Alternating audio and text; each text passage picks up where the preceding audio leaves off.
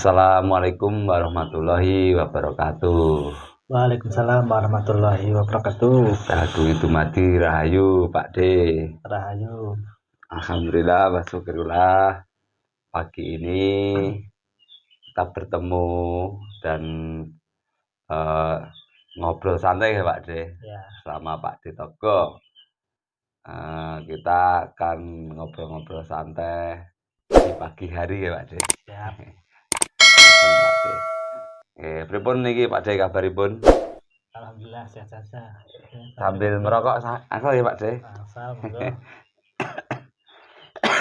Gimana, ada informasi apa untuk kegiatan para salik di Karanganyar, Kang Ribu? Alhamdulillah baik-baik saja. Sehat jasmani dan rohani Pak D. Amin. Alhamdulillah. Tapi ingatan Pak D. Niki ngobrol-ngobrol santai ya Pak D. Ya. Dalam perjalanan Pak D, niki saya kan ya sudah lama tumut Pak D niki kalih Romo. Nah, niki kan semua laku, semua reado-reado yang selama ini Pak D sama Romo niku sudah menjalaninya Pak D. Sudah menjalaninya, sudah manut. Nah, tapi ingatan Pak D, kenapa selama saya menjadi pelaku dalam majelis ini, ketika dalam menghadapi dunia itu saya ini kadang kok masih nggih Pak D kalah nggih dengan keadaan dunia, kesaput bahasane napa niku. Romo niku saya masih kesaput kahanan dunia. Ya. Padahal saya sudah mengikuti anjuran-anjuran Pak D dan Romo ngoten. Dan niku ada yang salah, apakah ada yang salah di laku saya Pak D? Ngoten Pak D. Ya. Ini perlu diketahui ya, yang namanya dimensi dikir itu kan perlu kita ketahui ada dua hal, baik itu secara jasmani ataupun rohani. Secara jasmani kita harus bisa berpikir di dalam setiap keadaan. Nah, rata-rata sekarang itu kita itu terkadang terjebak dengan sebuah keinginan sesuatu. Zikir punya keinginan. Untuk apa? Untuk ini dan itu. Contohnya bagi orang yang mengalami kesulitan ekonomi, bagaimana dengan zikir itu bisa menyelesaikan permasalahan ekonominya. Yang punya hutang ya supaya cepat lunas dengan zikirnya. Kalau secara darian ya enggak apa-apa seperti itu, cuman ya harus diimbangi dengan bekerja keras kan gitu. Dan ini terkadang dicampur ketika sedang berzikir secara rohani. Nah, kalau zikir secara rohani itu sebetulnya kita sudah harus belajar menghilangkan segala sesuatu keinginan, karena kita itu fokus. Yang namanya rohani itu kita memurnikan diri. Sudah tidak ada keinginan sesuatu apapun di dalam zikir kita. Yang kita zikir ya intinya kita berpegang teguh dengan fitrah kita sebagai manusia diciptakan untuk apa? Kita kan untuk ibadah. Ya udah kita jadikan semuanya untuk beribadah. Secara dhahiriyah, secara lahiriah itu pun sama. Kalau suatu keinginan kita itu diubah untuk nilai sebuah ibadah, nanti hasilnya juga kan beda dengan nuruti nafsu pekalep, suatu sebatas kebutuhan saja, gitu loh. Berarti dalam apa niku berzikir, berarti kita tidak boleh mengadakan keinginan itu harus dihapus apa gimana Pak D? Enggak dihapus, diselaraskan. Dicocokkan ngoten maksudnya. Ketika kita berzikir di dalam jasmani, manusia hidup kan punya kebutuhan, punya sesuatu keinginan, ya toh? Melalui hawa nafsu. Nah, itu harus dikerjakan secara lahiriah. Contohnya kalau kita ingin mobil ya kita harus bekerja keras bagaimana caranya untuk mendapatkan mobil itu. Diimbangi dengan ikhtiar zikirnya. Nah, seperti itu. Kalau secara rohani kita harus menghilangkan itu, mentiadakan itu, karena semuanya harus dinafikan, harus ditiadakan. Kita murni hanya untuk mendekatkan diri kepada Tuhan. Tuhan Oh, saja, berarti kan ya. gitu loh. Berarti kita mungkin saya ini salah konsep ya Pak D. Ya, Jadi ketika saya berzikir itu kan tumbuhnya keinginan-keinginan biar ya. saya hutang saya lunas, untuk biar saya apa niku rezekinya lancar. Berarti Ya. itu keliru ya Pak D. Maksudnya Ya nggak keliru, cuman kurang pas. oh, berarti biar oke. Berarti dalam berzikir untuk menuju Tuhan itu berarti keinginan kita hanya untuk mendekat kepada Allah, Iya. tidak keinginan untuk kaya, untuk melunasi hutang-hutang. Oh, ngoten ya. Iya, karena sekarang banyak pembelokan-pembelokan ketika kita berpikir, kita punya keinginan untuk berpikir karena kita punya suatu Banyak hutang ya. permasalahan. Jadi dengan permasalahan itu kita anggap dengan pikir akan selesai permasalahan itu gitu loh. Iya, iya. Karena kan gitu kan. Jadi sekarang tuh banyak orang karena sedang mengidap suatu penyakit, diberi ujian sakit, akhirnya gemar zikir supaya disembuhkan. Akhirnya zikirnya minta Sembuhan. Yang susah di dalam bekerja rajin zikir supaya mendapat pekerjaan. Itu keliru ya Pak De? Kurang pas ya? Kurang pas. Saya tidak berani menirukan. Oke. Cuman kurang pas nih secara pengamatan saya. Tapi kan ngeten Pak De, ngapunten. Jadi kan kebanyakan orang yang ingin mengenal Tuhan itu kan awalnya pasti napa niku yang saya ranu nggih dari pengalaman. Jadi ketika kita menghadapi dunia itu ya mungkin sakit, adalah kena sakit, terus hutang banyak, intinya kondisinya itu lagi terpuruk gitu Pak De. Iya. Ketika lagi terpuruk, orang ini kan akhirnya menyadari wah iki aku harus dekat dengan Tuhan untuk menyelesaikan semua ini perkara ini. Konsep pemikiran itu ya bagus, gak apa-apa. daripada saya mabuk-mabukan, rah cetor, kan mending saya mengaji. Iya, bagus. Cuman kalau kita nanti sudah diarahkan ke perjalanan rohani, ketika kita sedang dalam kesulitan ekonomi contohnya ya, bagaimana kita bisa menyebut nama Tuhan enggak di dalam kesulitan perekonomian itu? Ketika kita sakit, mampukah kita menyebut nama Tuhan? Nah, dengan puja-puji zikir. Sekarang itu tipis antara zikir dan antara meminta itu tipis. Iya. Nah, itu loh. Karena kan kebanyakan orang yang saya tahu untuk masuk ke dalam ingat dengan Tuhannya itu kan mesti ada sebab dan akibatnya. Dan kebanyakan yang saya lihat saya sendiri itu karena persoalan-persoalan dunia Pak De. Iya. Karena terpuruknya dia, apa terpuruknya kita ketika kita ya itu tadi ketika kehamilan kita lagi sakit, itu kan kita waktu itu kita benar-benar kan sudah tidak ada yang disambati Pak De. Iya. Akhirnya kan iki hanya satu-satunya hanya Tuhan. Iya. Itu berarti awal berarti ya Pak De, itu memang awal kita untuk masuk ke ranah ke Tuhan memang diberikan ujian itu mungkin ya Pak De. Bisa dengan seperti itu. Mungkin kita di sini kelirunya ketika kita berzikir mintanya untuk menyelesaikan masalah-masalah itu. Iya. Padahal sesungguhnya Tuhan itu tidak menciptakan masalah bagi kita. Yang membuat masalah adalah diri kita sendiri. Manusia itu sendiri ya. Iya, karena kan jelas, sabdanya kan jelas. Wama qolatul jinna wa insa ila liya'budun. Jadi diciptakan manusia dan jin itu ya untuk beribadah. Jadi tidak untuk menyaur utang ya Pak De, tidak untuk menyembuhkan penyakit. Tidak untuk menyembuhkan penyakit. Adapun dalil-dalil ayat-ayat yang nanti bisa untuk melunasi hutang atau membayar penyakit itu amalnya secara lahiriah. Tapi ya harus dibarengi dengan tawakal dan kerja keras. Begitu. Jadi tidak boleh ketika kita mendekat kepada Allah itu tidak boleh ada embel-embel itu tadi ya De, kahanan-kahanan dunia itu Pak De. Iya. Tapi ya memang sekarang trennya gitu. Kita bermujahadah untuk itu. Melakukan sesuatu untuk itu. Karena tanpa itu kita tidak mengenal Tuhan Pak De. Iya. Lupa dengan itu sentilan-sentilan itu kan untuk kita kan kita alhamdulillah karena adanya saya banyak hutang, akhirnya saya mengenal Tuhan. Makanya saya sebut tadi, zikir itu ada 2 perkara, secara dhoriyah dan secara batiniah. Batiniah. Berarti secara batiniah kita nggak boleh seperti itu, Nggak nggih. boleh. Harus murni Harus menuju murni Tuhan ya. menuju Tuhan. Secara lahiriah, zikirnya ya dengan berdoa, dengan bekerja keras.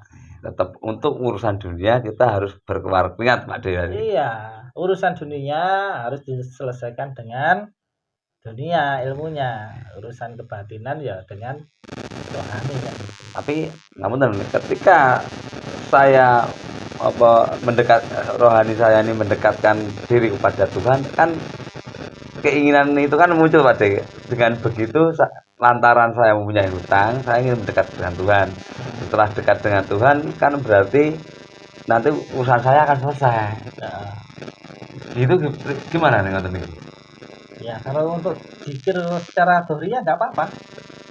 Itu ya. Tapi untuk murni zikir secara rohani memang kita harus hanya menuju pada Allah ya. Ya. Oh gitu. Berarti selama ini saya ini baru konsep ya, Pak. Tidak konsep apa bodohnya saya? Ya mungkin zikirnya masih banyak di dhoriyah. Nah, Oh gitu. secara lahiriah. Ya. Berarti rohaninya belum tersentuh. Rohaninya belum tersentuh. Hanya zikirnya selama ini hanya batas supaya Tuhan menyelesaikan urusan saya biar oh iya. Nah, gitu loh. Tapi secara rohaniah belum mengalami perjalanan rohani. Padahal perjalanan rohani itu bisa menembus dimensi ruang tanpa waktu. Di sana ada sesuatu pengalaman-pengalaman spiritual ketuhanan. Jadi selama ini kalau belum nyampe ke sana berarti pengalamannya baru pengalaman secara dunia lahiriah gitu loh. Seperti itu. Oh gitu. Berarti tapi tidak ada tapi kan nggak salah toh Pak De ketika kita mempunyai persoalan kita arahnya ke Tuhan. Iya, itu udah bagus. Iya, tapi ketika di Satariah ini mengikuti majelisnya Pak De ini kan menjadi keliru Pak De. Itu belum pas ngoten ya maksudnya. Iya. Kamu harus murni kan kita yang ditahu murni itu piye to karepe? Kan ngoten to Pak De. Kalau murni kita dimensinya zikirnya sudah zikir secara roh. Nah, secara rohani. Secara roh itu kan suci murni, tidak terkotori apa-apa. Ketika roh itu sudah masuk jasad, barulah tercampuri dengan segala sesuatu karena unsurnya macam-macam dari tanah, air, api, udara. Nah, maka itu kalau kita zikirkan menjadi zikir dhoriyah, menjadi zikir lahiriah sebagai manusia yang berbadan wujud. Untuk mengatasi dunia-dunia itu untuk mencapai keselamatan itu diperlukan zikir rohani, zikir roh untuk kembali murni, kembali suci, untuk istilahnya mengendalikan nafsu-nafsu duniawi. Beribadah ya Pak De. Nah, iya, seperti itu.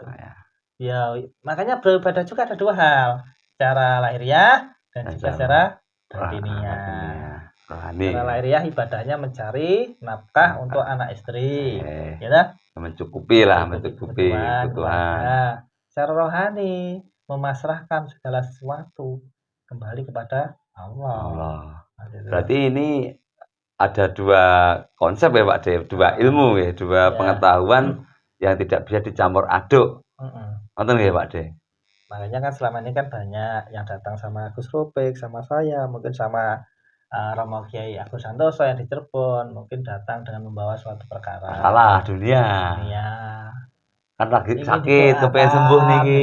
Nggih. Nyuwun suwuke ben mari. Sekarang banyak calon-calon salik atau yang sudah menjadi salik seperti itu. Akhirnya ketika ngaji, akhirnya yang ada hanya kekecewaan karena tidak terpenuhi apa yang diinginkan. Ngaji untuk mencukupi kebutuhannya.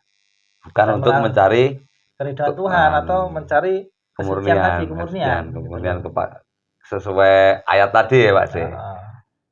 Makanya di sini tegaskan man arafa nafsahu faqad arafa rabbahu. Ya kalau kenal Tuhan ya harus mengenali dirinya pribadi dulu. Berarti memang harus berarti di sini diajarkan saya mengenal diri saya dulu Pak De.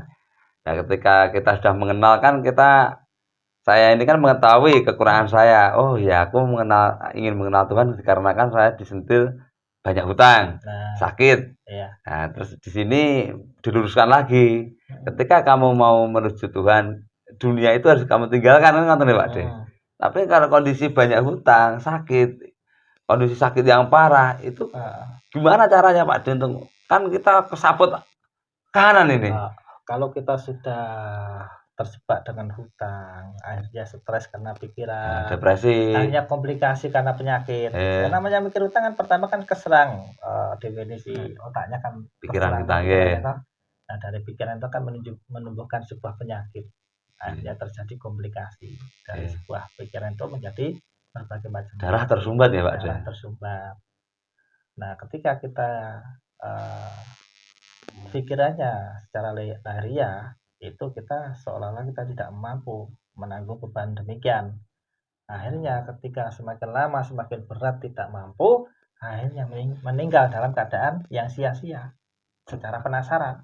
Penasaran nggih. Padahal kita dituntut untuk menyucikan diri, memurnikan jiwa supaya kita kembali dalam keadaan tenang gitu loh. Makanya saya sebut ketika kita berzikir dalam setiap keadaan itu, ketika kita menerima segala sesuatu, kita masukkan di dalam rohaninya kita.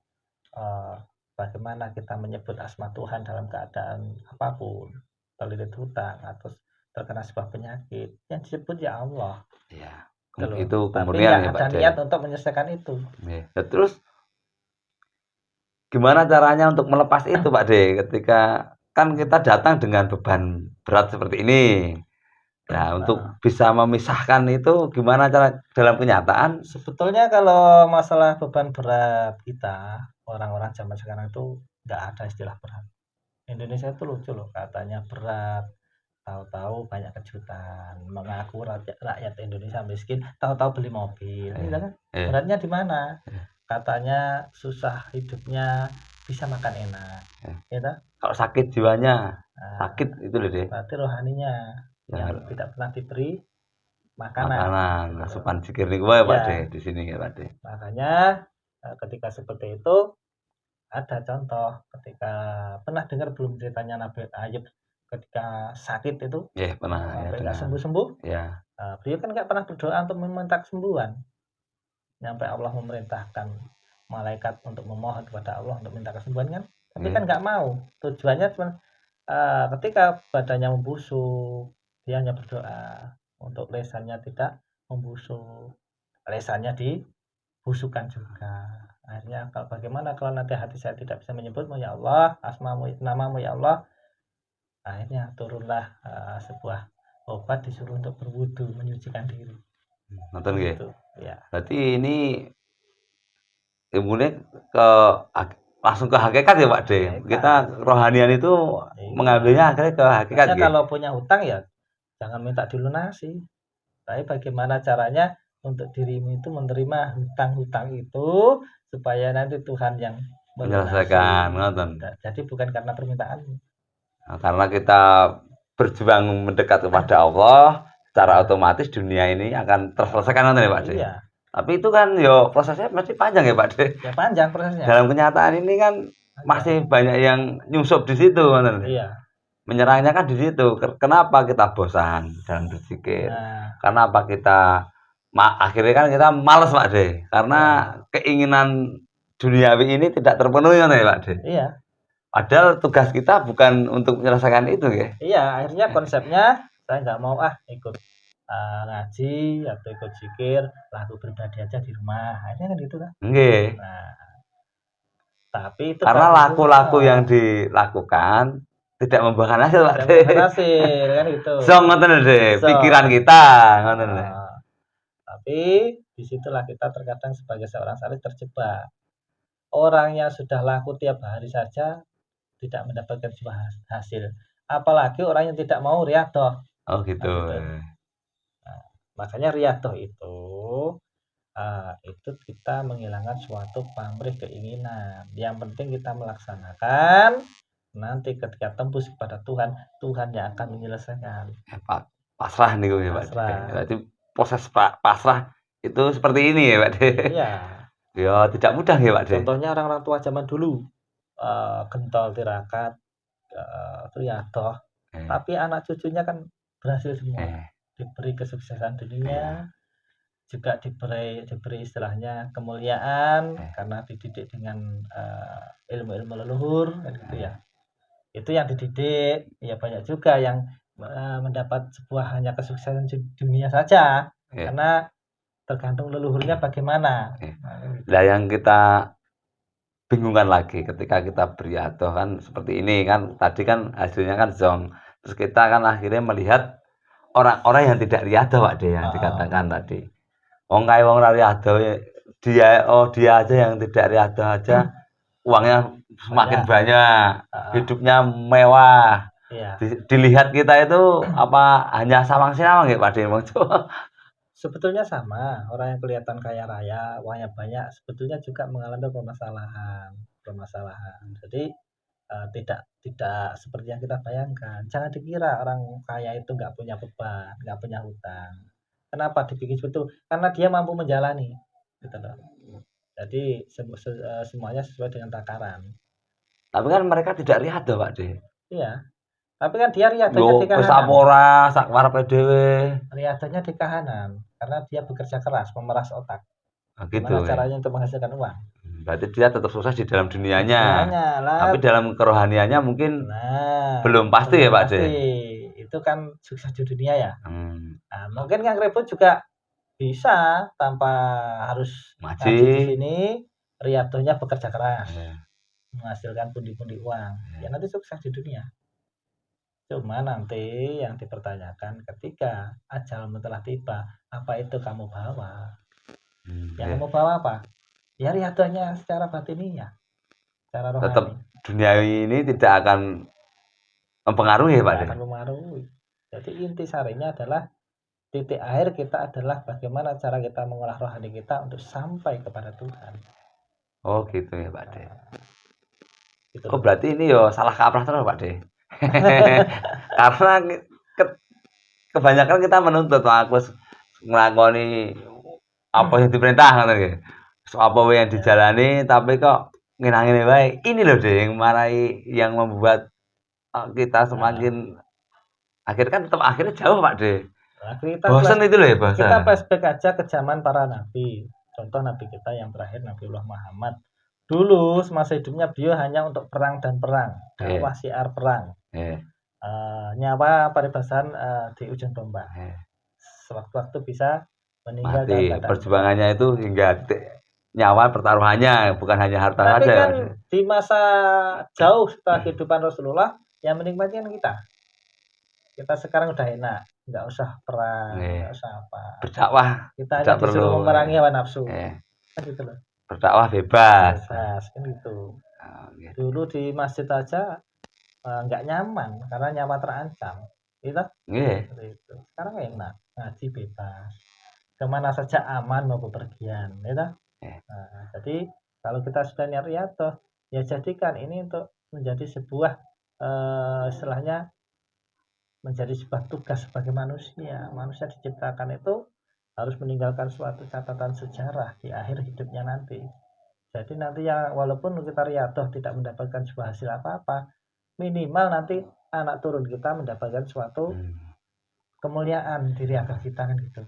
Hasil tetap ke anak apa niku keturunan-keturunan yang akan datang ya Pak De. Nyatanya Nabi juga riadah sepanjang masa hidupnya ya, bukan masa ya hidupnya. Yang menikmati kita loh. Gitu. Umatnya loh.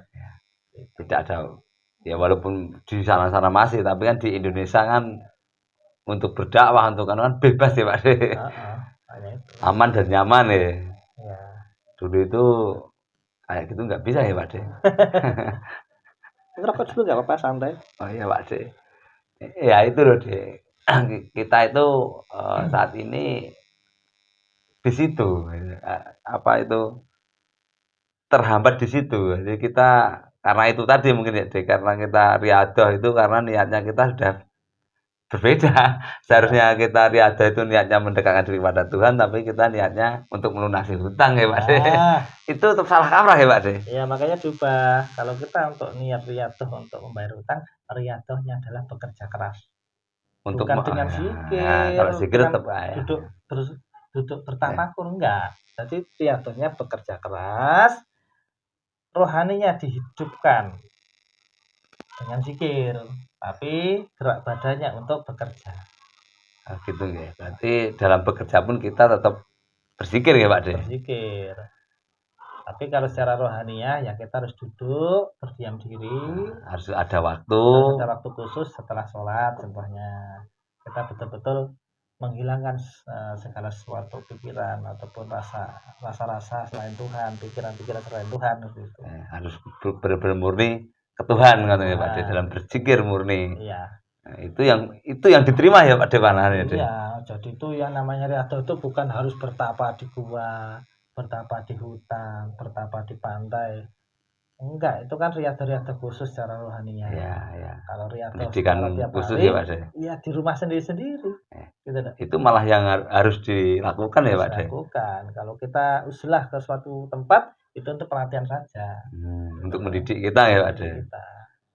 Nah, berarti selama ini saya mengikuti riyadhah sama Pak De se-ekstrim itu. Nah, itu bisa dianggap percuma banget ya Pak De? Ya nggak percuma, cuman belum saatnya istilahnya memetik hasilnya kan? Hasilnya. Contohnya ketika kita bekerja, kalau kita sudah meminta bayaran, nanti bosnya kecewa. Kalau kita malah nggak jadi dipekerjakan kan? Iya. Jadinya malah buntung dong, nggak dapat hasil kan? Berarti kita harus los ya Pak De? Iya, makanya kalau kita menjadi seorang pekerja, harus kita tunjukkan kinerja kita dulu, kerja yang baik, bikinlah bos itu senang, dan akhirnya kita gajian kan gitu. Ya, nonton ya, secara gambaran logika ya Pak De. Nah, berarti ketika kita laku terus nonton ya Pak De, kan tadi kan sudah ada teman-teman yang orang perlu laku nah itu loh, itu gimana Pak De? Serangan-serangan manis nih gue. Nggak perlu laku nggak apa-apa. Kalau nggak perlu laku ya nanti tidak akan mendapat sebuah pencerahan secara rohaninya. Justru nanti akan timbul permasalahan secara diriah di dalam kehidupannya. Orang yang tidak mau riyadhah itu nanti akan mendapatkan sebuah ujian-ujian di dalam lahiriahnya. Itu otomatis ya Pak De? Nanti malah semakin terpuruk. Nonton ya? Iya. Tapi ngeten Pak De, ngapunten niki.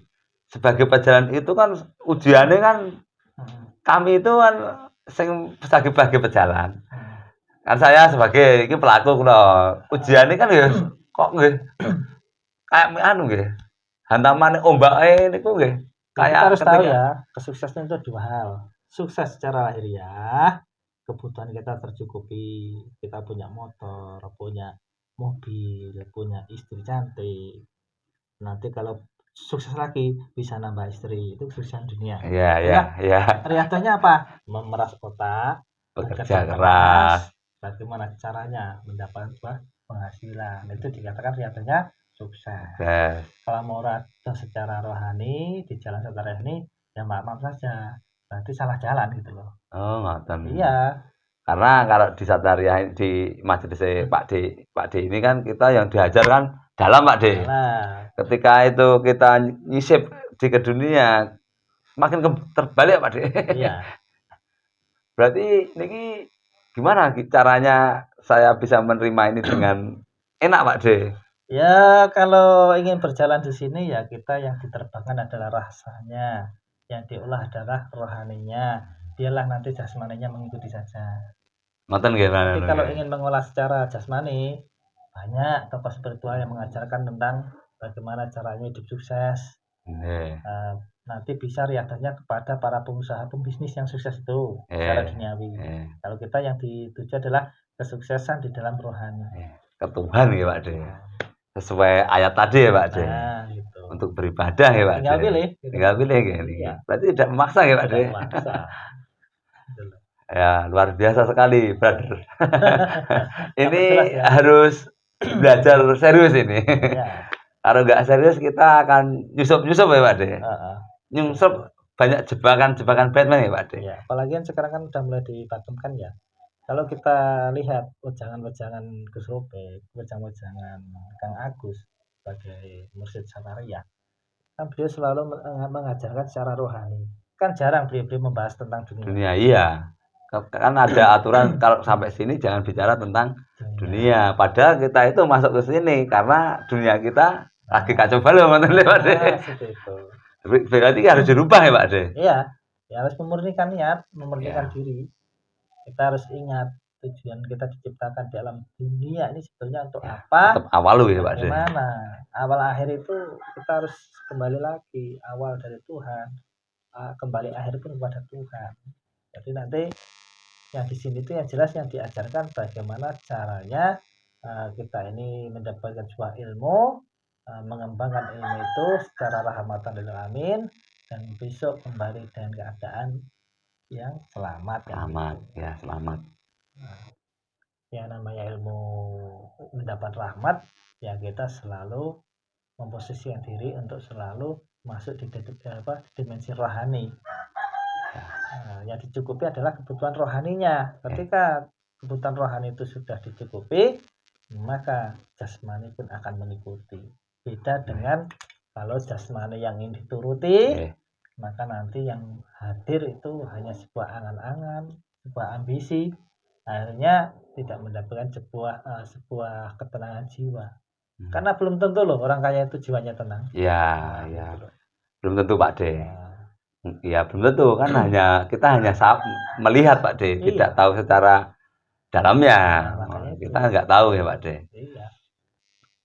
Ya gini Pak De, karena ternyata kan seperti ini ya Pak De kan, berarti kan ini kemarin salah konsep saya, kan ini diluruskan, makanya kadang ya lucu ya Pak De. Iya.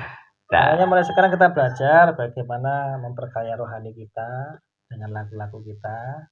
Perkara urusan dunia, ketika kita sudah betul-betul mengabdikan diri kita kepada Tuhan, maka dunia akan tercukupi. Ketika kita diyakini ya Pak De. Iya, ketika kita berusaha untuk mencukupi duniawi kita, sementara rohani kita tidak jalan, maka semakin dikejar itu akan semakin meleset. Makin jauh ya Pak De. Iya Pak De. Dan niatkan kalau kita ngaji itu harus tulus dan kemurnian, nggak usah ada embel-embel. Sekarang kan banyak contoh, ketemu saya ada yang mau jual tanah, niatnya untuk berdharma, bantu padepokan, itu juga nggak boleh. Berarti niat untuk berdharma itu nggak boleh. Tidak boleh Pak De ada di sini ya Pak De. Ya, nanti malah terikat dengan nafsu itu tadi. Dharma itu tadi ya. Ada embel-embelnya ya Pak De. Padahal itu semua apa ya? Saya ini mau ngapain saja untuk berdharma Pak De. Nanti kalau usaha saya sukses, nanti 20% untuk berdharma. Itu nggak boleh ya Pak De. Secara hitung-hitungan ngaji umum, berbanyaklah infak, berbanyaklah ya, biar dapat amal. Tapi kalau ngaji rohani enggak seperti itu. Yang namanya kemurnian, ketika kita bertemu guru ya kita meminta supaya betul-betul kita diperkenalkan dengan Tuhan, didekatkan kepada Tuhan, kembali mengenal Tuhan dengan secara gamblang. Diarahkan ke situ ya Pak De. Iya, nggak usah ada embel-embel ini dan itu. Ternyata dikarepke itu ya. Kalau niat ingin membantu majelis ya bondo bawa pikir itu dengan keikhlasan, bukan dengan embel-embel. Jadi nggak perlu disebutkan saya tak jual ini nanti buat ini, nggak usah. Berarti nadar itu di sini jangan. Nggak boleh ya Pak De. Jangan sembarangan ya boleh mungkin tapi nggak begitu. Jadi termasuk dilarang ya Pak De. Nah, iya makanya kalau kita ingin beramal di suatu majelis kerohanian, semampu kita mampunya dengan pikiran, mampunya dengan tenaga. Kalau ada kelebihan materi uang, ya uang. Gitu. Wah, berarti ini salah kaprah Pak De, karena saya yang gini ketika saya mau buat bisnis saya ini nanti sukses, nanti 20% untuk majelis. Nah, ternyata itu keliru ya Pak De. Hasilnya bagaimana? Hasilnya kacau Pak De. Tapi kan kita terdidik secara awam ya Pak De. Karena ya belajar kemana-mana. Itu kan seperti itu. Beramalah yang banyak. Kan ngoten ta Pak De. Terus apa mau ada bisnis apa itu apa niatkan untuk apa sebagian untuk ini itu kan ada pelajaran seperti itu Pak De. Ternyata di sini ketika kita buka warung soto, tak buka warung soto nanti kalau laris untuk 20% Untuk contoh ya Pak majelis. De, untuk Jualannya majelis. ternyata malah sepi. Sepi Ya. lah gini niku lho, itulah yang membuat kita menjadi bosan. Nah, iya. Ngelokro Pak De. Akhirnya ngelokro. Ngelokro. Saya sudah mati-matian berjuang di majelis, ingin Menuntut ya Pak De. beramal, Oh, iya. kok hidup saya susah. Akhirnya yang salah majelisnya lagi. Ya. Karena kita ada embel-embel itu akhirnya menuntut ya Pak De. Menuntut. Padahal di sini dilarang untuk menuntut ya. Karena murni ya Pak De. Iya. Makanya ini perlu Teruskan Pak De. Luruskan. Ini saya salah apa? Betul ya Pak De? Ya, makanya itu. Kita ngobrol santai itu seperti itu kan gitu. Ya Pak De. Wah, kalau nggak begini saya nggak tahu Pak De. Iya. Ya, Karena ini saya sama Gus Rufik itu cuman diam tapi mengamati sebetulnya gitu loh, mengamati perjalanan para santri. Makanya pendidikan rohani ini harus benar-benar dengan kemurnian. Kalau kita betul-betul ingin niatnya mengenal jati diri kita, mengetahui asal usul kita, ya riadahnya secara rohaninya. Secara rohani, jangan dicampur dengan riadah dunia. Kalau riadah dunia nggak usah ngaji di sini, cukup panjenengan kerja keras, cari pekerjaan yang dianggap itu nanti menghasilkan, atau ikut bos-bos yang punya pekerjaan. Nah, nanti kerjanya yang bagus, nanti pasti diangkat sama yang punya kerjaan itu kan gitu. Ya itu pasti ya Pak De. Ya kan di sini kan kalau mau sampai ke sini kan harus proses toh Pak De.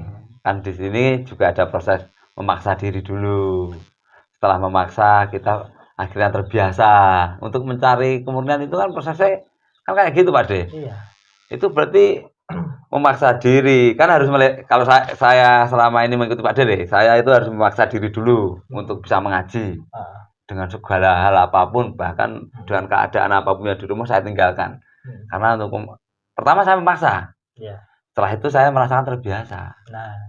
Nah untuk mendapatkan terbiasaan ini belum istiqomah loh Pak De. Keterbiasaan ini kan saya harus melampaui memaksa diri dulu Pak De. Tapi kadang konsep ini kita keserang apa-apa dipaksa. Nah ini loh kadang padahal kalau tanpa paksaan kita tidak akan bisa tidak akan menemukan apa itu keterbiasaan Pak De. Setelah terbiasa kan kita akhirnya bisa istiqomah Pak De. Karena dengan terbiasa. Apakah bisa kita langsung istiqomah tanpa memaksa Pak De? Iya. Hanya hati-hati ya kalau ketika kita belajar dengan mursyid, kita sebagai salik ini kita harus hati-hati. Jangan gampang kita nanti terbawa suasana. Terkadang seorang mursyid pun tahu takaran kita. Justru terkadang kita tuh diberi angin segar. Kamu wes rasa laku, kamu nggak usah laku, nggak usah ngaji. Malah nanti nggak akan mendapatkan suatu hasil apapun. Udah di rumah saja, kalian bekerja, nggak usah ngaji, nggak usah riadoh, kerja yang benar supaya menghasilkan, ditata dulu ekonominya keluarganya. Justru itulah kadang kalau kita salah persepsi, justru kita akan dijauhkan dari kesejahteraan kita. Nonton ya Pak De. Iya. Tapi berarti di sini bahaya sekali ya Pak De. Iya. Berarti dulu gini Pak De. Ini akan panjang lebar ini Pak De. Biarkan ya Pak De. Iya. Kita ngobrol santai. Dulu saya kan pernah mengaji Pak De. Suatu ketika ada salah satu guru saya mengatakan, jangan berani-berani kamu masuk ke thariqah. Karena kalau kamu masuk ke thariqah, kamu akan dihajar semuanya. Tapi ketika saya menjalani kan apa itu tidak seperti yang saya dibayangkan oleh yang apa bapak yang mengatakan itu tadi. Tapi setelah saya masuk ke dalam itu ada benarnya juga Pak De. Ada benarnya. Ternyata tidak semudah itu loh. Mending aku menjalani ini daripada aku masuk thariqah, karena masuk thariqah ini nanti kamu akan ini kan udah ditakut-takuti seperti ini. Orang-orang yang ingin mau masuk ke thariqah itu sudah ditakut-takuti Pak De. Iya. Itu nyata loh Pak De. Iya, tapi kan sebetulnya ini tadi riadohnya orang umum itu secara lahiriah. Sementara riadohnya seorang pejalan thariqah itu secara rohani. Tadi tetap pilihan ya Pak De. Iya, terserah. Saya sudah menerangkan kalau ingin riadoh secara lahiriah, monggo di umum sana banyak. Ya. Nanti akan diberi amalan sekian ribu. Monggo. Kamu terlunasi. Amalan sekian ribu supaya penyakitmu hilang, diangkat, gitu ya. Tapi kalau di sini enggak. Di sini kita diajarkan untuk menerima segala sesuatu itu dengan sempurna. Allah memberi kita kesehatan, imbalannya kebalikannya adalah sakit. Allah memberi kemiskinan, dibaliknya ada kekayaan. Kita harus tetap bisa menangkap ya kesempurnaan tetap itu. ya, kita tetap diputari, mau nggak mau tetap orang sedih pasti nanti ada bahagia. Nah, Orang bahagia pasti ada sedih, mau nggak mau kita harus bisa menyaksikan itu ya Pak De. iya. Kembali la ilaha illallah Iya, makanya kembali ke musyahadah. nggih, wah, Bagaimana iya, kita iya. menyaksikan Tuhan, seperti itu loh. Ya, ya Pak De. Ini tidak mudah Pak De. Ya, tidak mudah. Makanya harus belajar ya Pak De. Belajar kan itu loh. Apalagi tidak belajar ya. Iya. Ini pilihan ya, Iya. siapa yang berani jangan takut-takut, jangan takut, jangan wani-wani kan ini. Nah, Ada kata-kata itu ya. Iya. Itu harus digunakan ya Pak De. Harus digunakan. Kalau memang belum siap untuk riyadhah secara rohani, monggo belajar dulu di umum. Boleh. Boleh. Bebas ya di sini. Bebas. Tapi kan ya iman-iman sekali toh Pak De, ketika ada teman-teman salik-salik yang ingin belajar ke sini. Gitu kan ya tetap dirangkul toh Pak De. Ya harus dirangkul. Tapi ya tetap pakai proses ya Pak De. Semuanya pakai proses. Saya sama Gus Rufik aja prosesnya berat. Panjang ya. Panjang, ya. Ya. Banyak sudah sering kami ceritakan kan. Ya. Nah, jadi jangan dilihat enaknya saja. Ya. Perjuangannya itu loh yang dilihat. Iya kan kita bayangke wah gue cedak Gusti Allah. Terus semuanya clear. Nah, Ternyata mendekati Tuhan itu kan ada dulu kan gini. Bila kita ingin dekat Tuhan jalan kaki, Allah akan lari mendekati kita. Ketika kita lari, Gusti Allah itu sudah ada di diri kita, gitu loh. Ya. Ternyata ini prosesnya itu ketika saya menjalani itu tidak semudah itu, Iya. Makanya Romo Guru yang di Cirebon kan selalu untuk menerbangkan rasa, menembus alam rohani. Pasti ya dibahas rohani, ya. Apa pernah guru pesan menerangkan secara lariah, kalau kamu banyak utang, ini amalkan. Ya. Kalau kamu sakit, ini amalkan. Kan nggak ada ajaran gitu. Iya. Nah, kenapa sekarang kok ngaji sini malah minta supaya utangnya lunas, supaya sakit bisa sembuh? Gimana kan gitu? Ya, ya kalau sakit kita ke dokter, ada dokter, atau mungkin bisa ke alternatif. Ya kan gini Pak De, kalau dulu secara awam orang-orang yang sufi Thariqah itu kan doanya manjur Pak De. Ya. Kan kita datang ketika kita disembuhkan, ketika hutang kita dilunaskan dengan doanya para mursyid kan kita ya semakin percaya ngoten lho Pak De. Oh ya. Nah itu terkadang menjadi pengkultusan di situ. Ya ini gue. Sekarang kan kita kan hidup di zaman milenial. Beda dengan zamannya para wali. Ya. Kalau zaman para wali terdahulu memang syiarnya seperti itu. Dengan karomah-karomah beliau menyembuhkan orang sakit, menyelesaikan permasalahan. Sekarang kan beda. Zaman milenial ini. Ketika kita dibutuhkan itu pun belum tentu orang itu juga percaya Pak De. Sia-sia berarti di sekarang zaman milenial ini mendoakan orang itu ya gak sembarangan ya Pak De. Sembarangan. Berarti gak semuanya didoakan ya Pak De. Ya semuanya didoakan. Kita kan diajarkan untuk mendoakan semuanya kan. Ya. Bahkan ketika kita berdoa kan juga semuanya didoakan, ya toh? Ya. Termasuk orang tua, termasuk umat alam. Seluruh alam semesta Pak De. Luar biasa kan di sini Pak De. Tapi kan tetap mindset itu orang awam Pak De. Pasti kan akan seperti itu. Bahkan salik pun masih banyak yang seperti ini. Cuman ini yang didoakan itu menyambut atau tidak? Karena doa untuk sampai kepada Tuhan itu disambut doanya. Dengan keyakinan juga ya Pak De. Oh iya ya Pak. Makanya di sini diajarkan untuk selalu riyadhah, untuk selalu tafakur, supaya doamu sendiri itu yang menembus kepada Tuhan. Oh gitu. Tidak tergantung dengan mursyid. Orang lain ya. Mursyid itu tugasnya cuma memberi, menghantar pencerahan, supaya dirimu mengenal asal usulmu, mengenal jati dirimu, mengenal tujuanmu.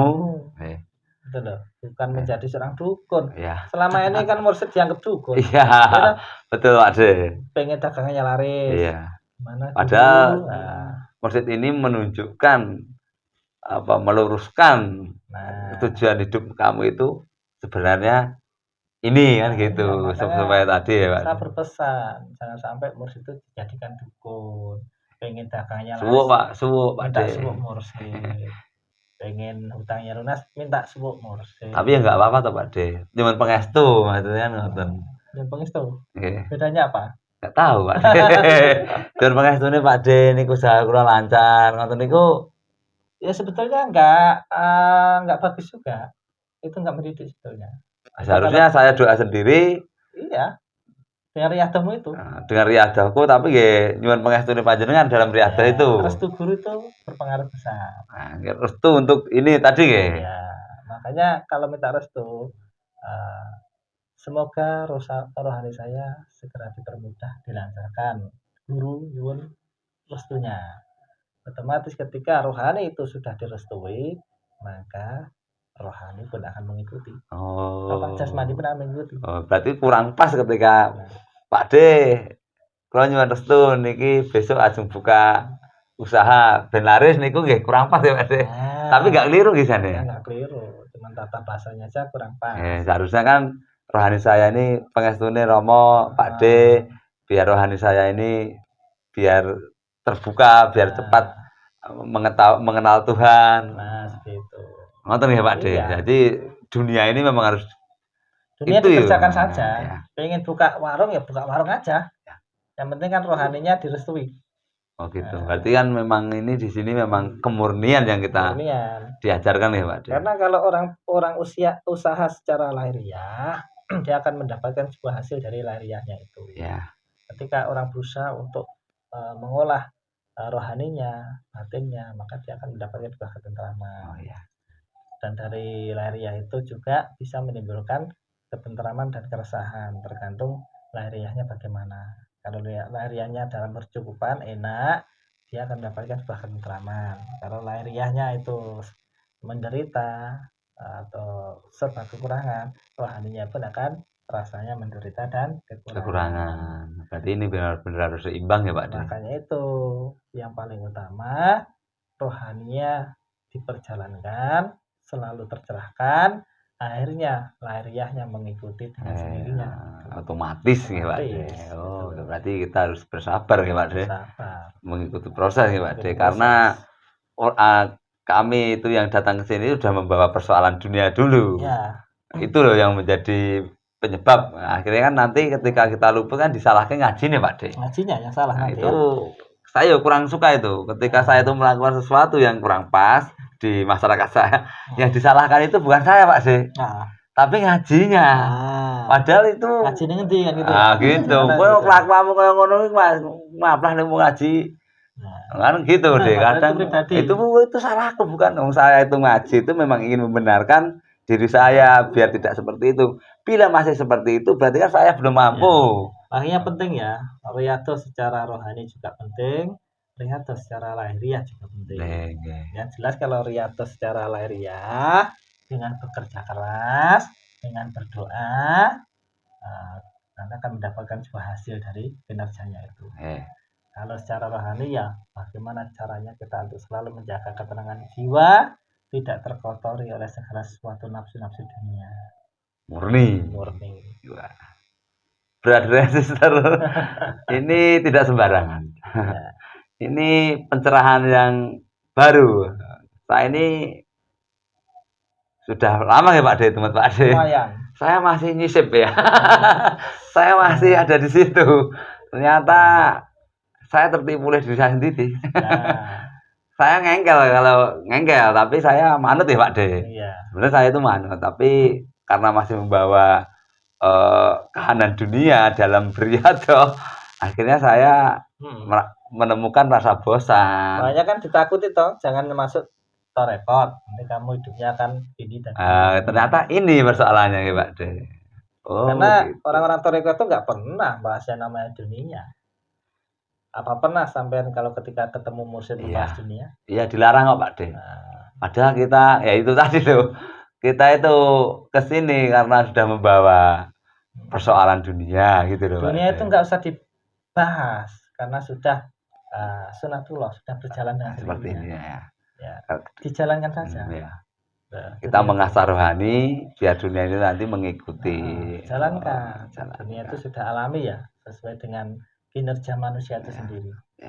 Kalau ingin kamu menjadi seorang kaya raya, ya hukumnya kamu harus bekerja keras, gitu. siang, pagi, sore, malam bekerja keras, Keras. memeras keringat, memeras otak kan gitu. Sampai lupa Akhirat. akhirat. Gitu ya. Nah, nanti Iya. sukses kaya raya. Iya. Nah, itu. Iya, Pak De. Ketika kamu sedang berjalan di dunia rohani, kamu harus meninggalkan segala sesuatunya, karena itu nanti nggak dibawa. Ya. Gitu. Tinggalkan dunia seakan-akan seperti itu ya Pak De. Padahal ya tidak, di sini kan tidak. Rohanimu diuruskan biar dunia itu mengikuti. Nah, gitu. Oh gitu. Abang paham ya? Paham Pak De. Nah, ini benar-benar tercerahkan saya. Jadi selama ini saya masih terjebak di itu tadi Pak De. Wah, ini harus diperdalam lagi Pak De. Ya, kita sama-sama belajar. Jadi untuk keadaan dunia ya kita jalankan dengan semestinya, Ya. dengan ketetapannya. Ya. Kalau kita ingin sukses di dalam dunia, ya ilmunya pakai ilmu dunia. Kalau kita ingin sukses di dunia rohani, ya pakai rohani ilmunya gitu aja. Ya, intinya harus seimbang ya Pak De. Nah, ya. Untuk restu dari guru itu penting. Karena perjalanan seorang salik tanpa restu seorang guru hanya akan menjadi sebuah perjalanan yang sia-sia. Gitu loh. Tapi ya tadi, kalau minta restu jangan minta restu urusan duniawi saja. Gitu loh.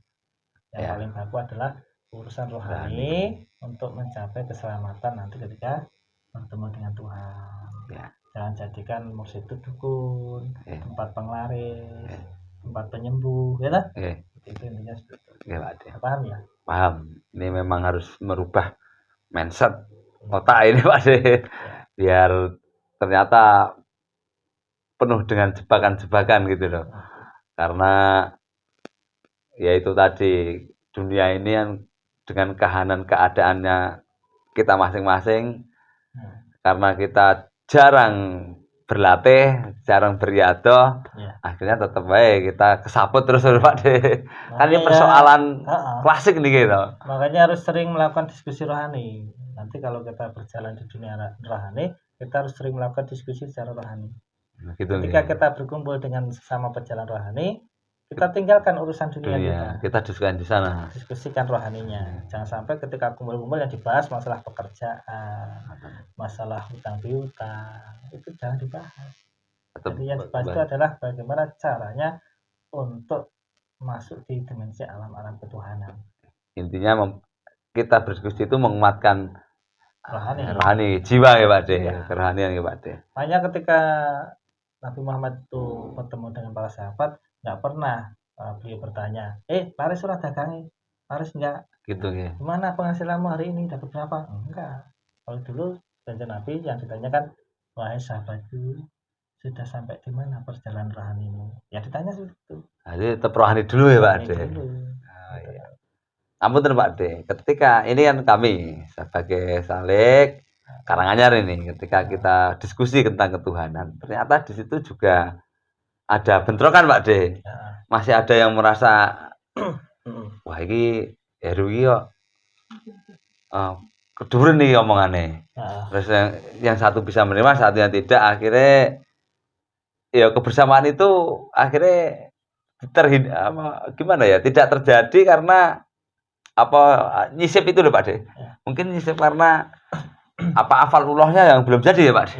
Bukan hafalulahnya, itu masih terjebak dengan konsep. Gitu ya. Dengan sebuah teori keilmuan. Kalau seorang pelaku itu banyak diam.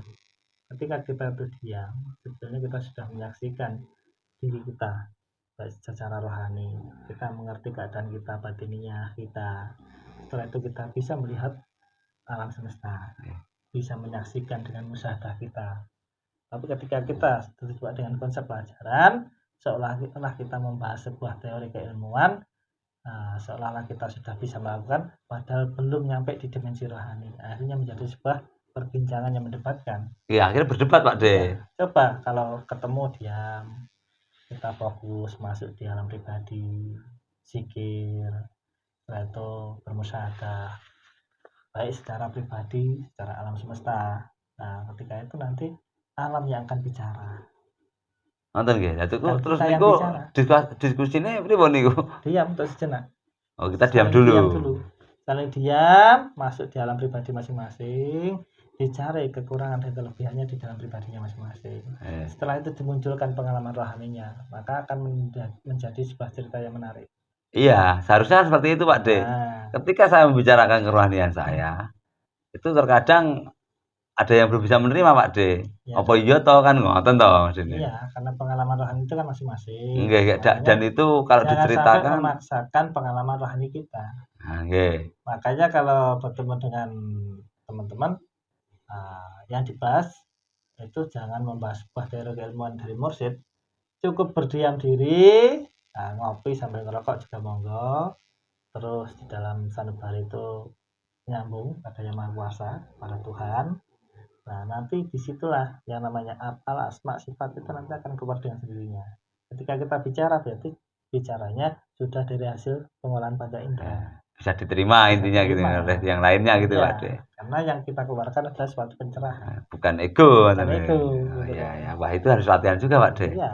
Harus sering-sering bertemu dan wah ini yang ngelelan toh Pak D. Ya, mungkin ini Kang Heru ini mungkin ketika ingin berbagi pengalaman dengan teman sama Salik, mungkin yang dimunculkan adalah istilahnya apa ya, semangatnya. Ya, semangatnya. Untuk menggiring, membuat sebuah opini pada teman-teman supaya seperti saya loh, semangat. Nah, disitulah menjadi sebuah perdebatan karena rohani setiap Salik itu beda-beda. Ya. Sesuai dengan apa ya yang dialami. Ketika lagi puyeng pikirannya, otaknya lagi puyeng, banyak permasalahan, Kang Krebo dengan bicara konsep laku dan sebagainya, dia tidak akan nyambung karena dia ya itu. Karena dia masih riadohnya di lahiriah. Oh, gitu. Kalau orang riadohnya secara lahiriah ditabrak dengan secara rohani, ya nanti ya entek Pak D. Entek gitu loh. Harus sama-sama ya kesane jadi sombong-sombongan Pak D. Itu diakui apa atau tidak seperti itu dalam kenyataan ketika sama berjalan itu ketika rembukan itu akeh benturane Pak D gitu loh. Makanya beda sekali ketika rembukan itu ada mursyid. Iya. Itu ya lurus Pak D. Ya karena kalau mursyid kan menggunakan energi ketuhanan. Jadi kalam-kalamnya adalah memakai kalam Tuhan. Gitu ya, maka tidak terbantahkan. Ya. Kalau pakai kalamnya Krebo ya terbantahkan. Ya, keren sekali Pak D.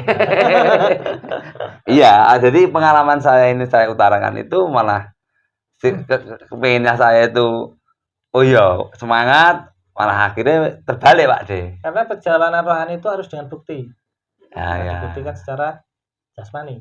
Ya. Ketika Kang Krebo ini melakukan perjalanan spiritual dan menunjukkan sebuah hasilnya tanpa harus berkata-kata, maka teman seperjalanan akan kan gitu. Ikut. Ya repotnya gini Pak D, ngapunten niki. Kesuksesan dalam kerohanian ini banyak kan itu apa tetap nenggon apa itu duniawi Pak D, maksudnya di sama yo sukses duitnya akeh itu bukan kesuksesan rohani, itu kesuksesan secara lahiriah. Oh gitu, karena orang melihat apa jeneng wong rohani kuwi sukses berarti donyane kan yo sukses. Nah, seperti itu pemahaman yang kurang pas. Nah, iya. Kesuksesan secara rohani itu diukur lihat uang itu loh Pak D. Bukan uang, yang diukur itu adalah ketenangan batinnya, ketenangan jiwanya. Ketika dia menghadapi persoalan-persoalan, segala suatu permasalahan. Oh, tapi jarang Pak D. Saya bisa mengatakan itu karena saya juga pelaku, saya ini orang sering diskusi Pak D. Dan selama saya diskusi ini hanya orang-orang tertentu yang bisa menerima gitu loh. Ketika saya memperlihatkan gitu, malah kadang aku jelek sesat Pak D. Karena mengeluarkan ya sembarangan itu mungkin ya. Ya mungkin itu beda frekuensi. Ya, saya harus lebih hati-hati lagi ya Pak D. Makanya kalau frekuensinya AM ya maka AM, kalau FM ya maka FM. Itu berarti harus bisa ngepas ya Pak D. Kadang mungkin saya terlalu semangat menggebu ya Pak D. Karena pengalaman-pengalaman itu ya namanya pengalaman ya pengen diceritakan ya Pak D. Terkadang ya ada yang nggak bisa menerima. Makanya kan mursyid sering berpesan kalau kamu punya pengalaman rohani ceritakan kepada mursyidmu. Ya. Kau ceritakan pada teman-temanmu. karena tidak mungkin semuanya menerima. Terus Pak De. Makanya Ya, kalau harus ketemu lebih sesama hati-hati. pejalan yang belum sampai tataran makom rohani yang dalam, Ya. ya yang ringan-ringan saja. Ya Gitu kita loh. harus bisa mengukur ya Pak De. Mengukur Ya. pembahasannya apa kan gitu. Ya, tetap. Yang penting ajak-ajak aja. Tapi sisi rumah tahu pikirnya atau bagaimana. Jadi yang ringan-ringan saja. Yang tidak melukai ya Pak Tidak De. melukai, Yang seperti tidak melihat yang sombongnya ya Pak De. seperti itu. Karena kita sebenarnya tidak ingin melihat yang sombong, tapi mempengaruhi dengan laku-laku, terus saya ada sensasi-sensasi saya ceritakan nih biar karep saya. Itu memberikan semangat teman-teman yang lain. Ternyata nanti kalau rohaninya Kang Ribu udah jadi, nanti teman-teman akan mengerti kok. Ketika lihat Kang Ribu diterpa berbagai masalah masih tetap bahagia, tidak merasa menderita, nanti teman-teman akan tahu sendiri ketika Kang Ribu memacu rohaninya dengan pesat, dan nanti akan kelihatan hasilnya. Disitulah nanti teman-teman akan mulai menyadari, berarti Ribu selama ini gini-gini. Karena ya kebanyakan masih melihat bentuk saya Pak De. Saya ini kan keren sekali Pak De. Menurut yang keren, menurut yang tidak keren ya bel gedes Pak De. Ya kita harus dewasa di sini Pak De. Kedewasaan yang mengerti ya, paham ya. Paham Pak De. Riyadhahnya Tuhir bagaimana? Ya siap. Intinya kita dilahirkan di dunia, tujuan kita untuk beribadah. Setelah beribadah menjadi khalifah ya Pak De. Intinya itu ya Pak De, harus dipegang. Awal ini harus dipegang ya Pak De, biar tidak goyang. Karena kemarin saya goyang bener Pak De, ada terpaan-terpaan ombak dunia gitu, kita kurang tenang gitu loh. Masih bolak-balik jungkel-jungkel Pak De. Iya, makanya seorang mursyid, seorang guru itu selalu berpesan, banyak kubangan yang harus dilewati. Jadi banyak sekali rintangan yang harus dilalui. 70.000 rintangan ya Pak De. Tapi akan bisa dilalui dengan cepat bila mana kita betul-betul dalam kemurnian.